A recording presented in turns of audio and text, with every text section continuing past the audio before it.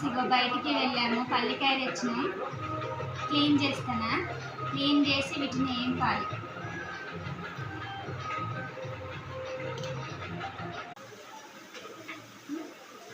పల్లికాయలు వేపుతున్నా.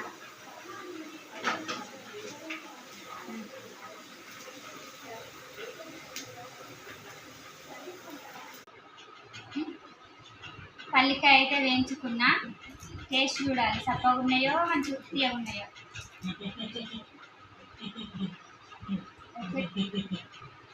బాగానే ఉంది, టేస్ట్ తీయనే ఉన్నాయి. నచ్చితే లైక్ చేయండి.